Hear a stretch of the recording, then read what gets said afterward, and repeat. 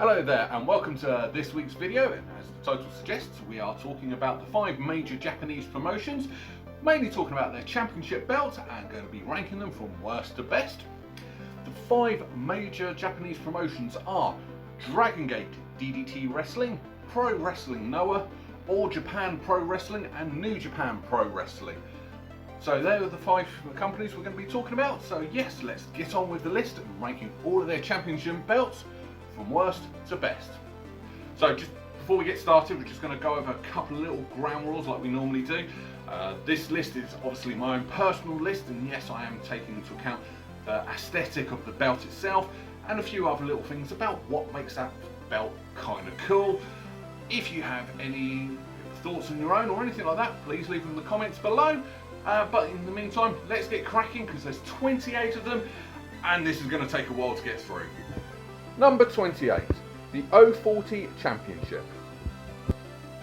Unfortunately, the 040 Championship I've had to put at the very bottom of the list for one reason only. I couldn't find a picture of it. But I like the idea. The idea of the 040 Championship sounds cool. It's for wrestlers that are over the age of 40 to try and prove that they still got it, which 9 times out of 10, some of them still do, and you still would go and see some of these over 40 wrestlers, e.g. The Undertaker. That being said, it only got launched this year in 2019, so there's no actual pictures of this at the moment. Hopefully when I redo this list next year, it will have a proper ranking. Number 27, the Gaora TV Championship. Right, this belt was created in 2012 and it's the tertiary belt in All Japan. The thing about this belt, it's an extremely small plate and on a very large red belt. The proportions of this belt is all over the place, and I don't know, I look at this belt, something to me just seems off, so yeah, it's bottom. Number 26, Open the Brave Gate Championship. So this belt was created in 2005. In its lifetime it has gone through a couple of little changes, but it went back to the original design. Although it has the normal stereotypical look of a wrestling belt, there's nothing really on it. It's a silver plate with the red Dragon Gate logo on it. That's it. Literally, that is it. Number 25. Open the Triangle Gate Championship. So this one was created in 2004 and it's a trio team belt for the 6-man tag team division. It does have a very cool idea behind it. There's 3 emblems on there, each shaped like a triangle, and they all represent either power, technique or might, which is cool. Other than that, there's nothing else to it. It's the same as the other belt. It's a silver plate with the Dragon Gate logo and those 3 emblems. Nothing else on there. Sorry. Number 24, Open the Twin Gate Championship. So this one was created in 2007 for Dragon Gate's Tag Team Division. This is a rather nice plate on it. It's got nice decor on the plate. Still has the Dragon Gate logo, but this time at least it says the word Dragon Gate on there. And the name of the championship, other than that, yeah, it's still the same though. Number 23, Open the Dream Gate Championship. Right, so the championship itself was created in 2004 and this belt was created in 2015 after the original was lost. Reminds me of Chris Jericho. The title belt, the actual belt itself has a little face on it and a gate which contains a plate for the title holder's name on it. Any official challenger that wants the belt carries a key that's used to open that little gate and put their name inside it. However, if the title is successfully defended, the key goes on the belt. It's a cool concept, it's a really cool concept on there. The problem with this belt is that feature just overpowers the plate itself and just looks too much, just looks a little bit too much of a mess. It's a cool concept again, but yeah, in practice didn't work. GHC Junior Heavyweight Tag Team Championship. Right, so this was created in 2003 for the Junior Heavyweight Tag Division. The thing with GHC or Pro-Wrestling Noah is all their belts pretty much have the same design on them. Decorative plate with the name of the company and the title. That's it.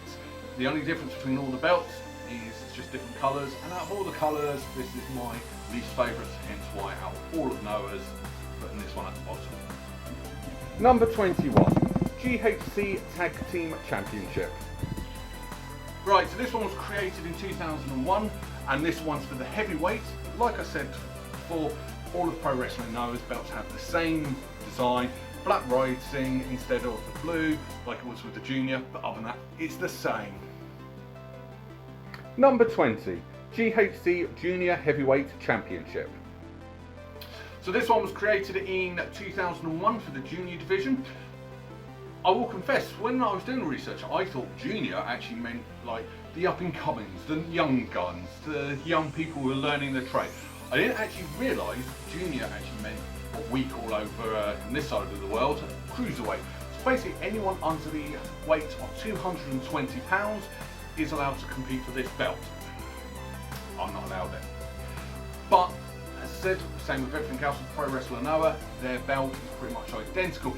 It is literally the spitting image of the Tag Team Junior belt, except for the belt itself is blue. Other than that, it's still the same. Number 19, GHC Heavyweight Championship. So this one was created in 2001, and it is Pro Wrestling Noah's top belt. It is bigger than the others. It looks that little bit bigger, it looks that little bit grander, but other than that, it's all the same design. The only reason why out of all Pro Wrestling Noah's I've put it higher is because it is their top belt. Come on, Pro Wrestling Noah, you can do better. Get some mix up in their belts. Number 18, KOD 6-Man Tag Team Championship. Right, so this was created in 2012, but first won in 2013. Now this belt actually does belong to DDT Wrestling, but it has been defended in All Japan, and that's quite kind of a cool thing. I don't think WWE will let their tag titles be fought on AEW or TNA, but at least the Japanese can get along with each other. The belt itself is quite nice. It's a gold decorative plate on a white belt. Other than that, that's literally it. I can't say anything else. It's not horrible, and it is a nice belt, but just missing that little bit spark. Number 17, DDT Extreme Division Championship. So this was created in 2006 for DDT's Hardcore division. Another belt that's on a purple, literally the belt itself's purple, but at least this time the plate itself's quite nice. I do actually kind of like this. It's big, it's bold, it's brass, it says what it is. But there is one thing that's really bugging me about this, and it's a couple of the other belts in DDT that have this. The company's called DDT. Why is it missing a D? Number 16, KOD Tag Team Championship. Right, so this was created in 2001. It's also called the CMLL Certified KOD Tag Team Championship.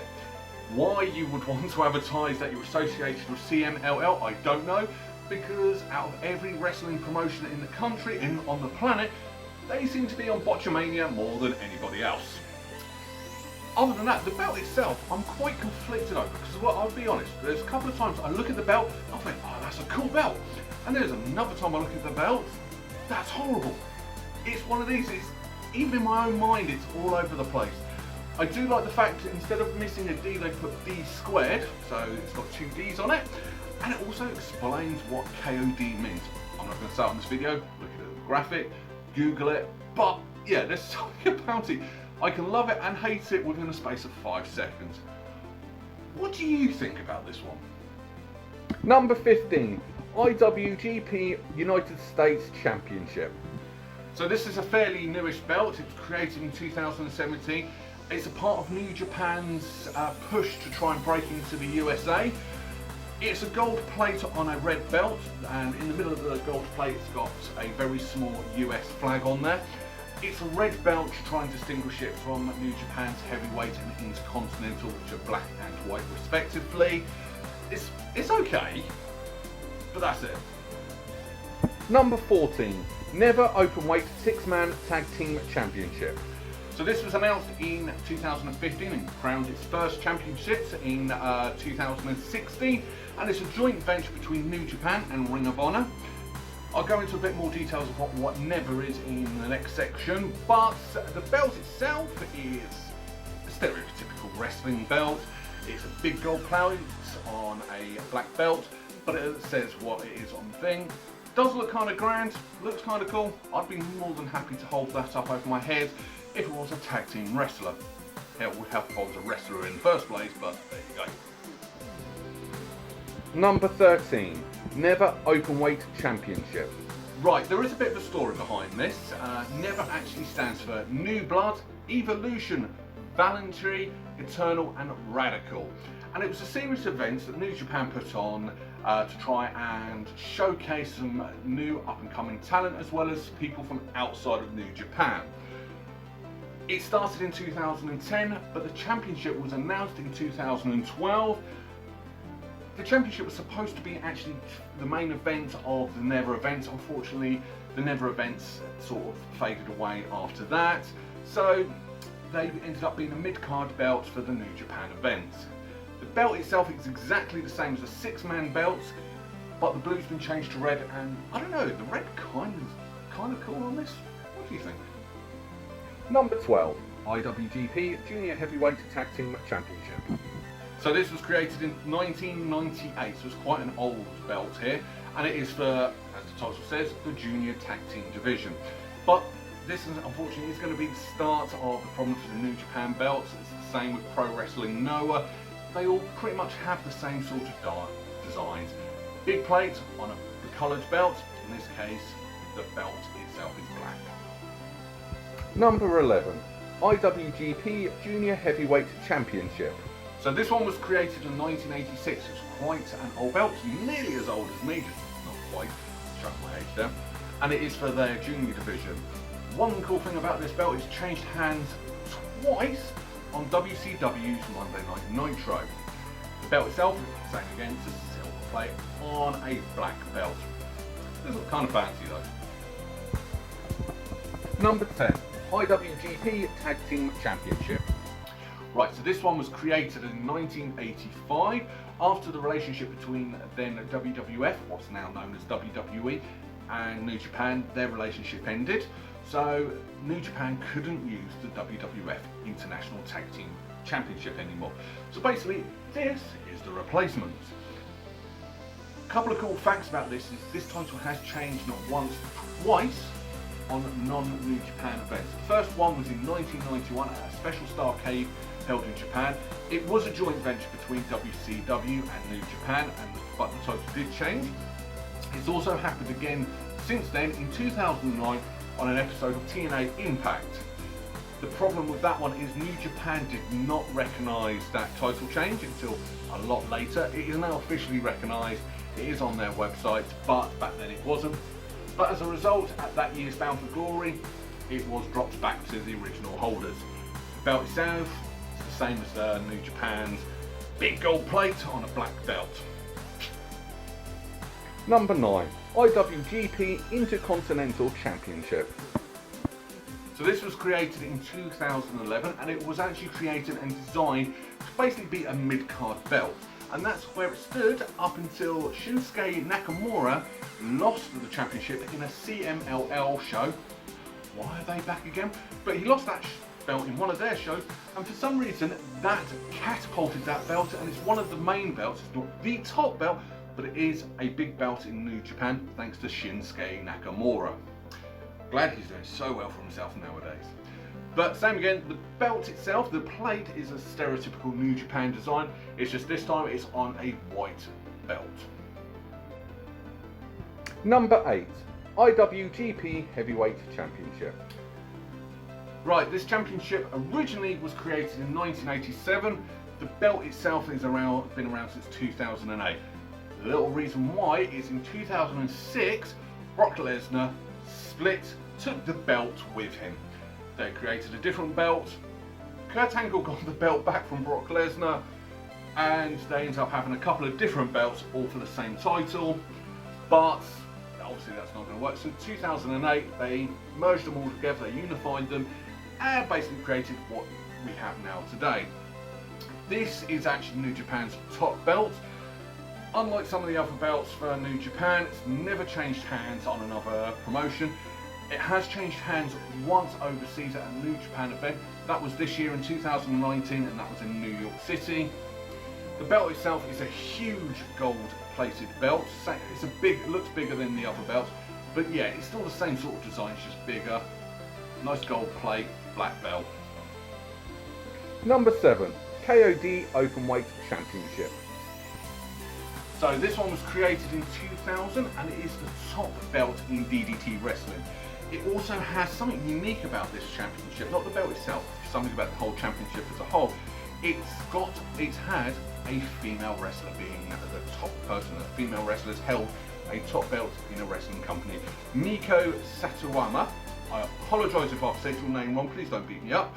She won the title in 2018, she did lose it a few months later, but it's still cool that a lady's won a top belt in a wrestling company. The belt itself is actually a really glorious mess. And yeah, I love it. I actually love this belt.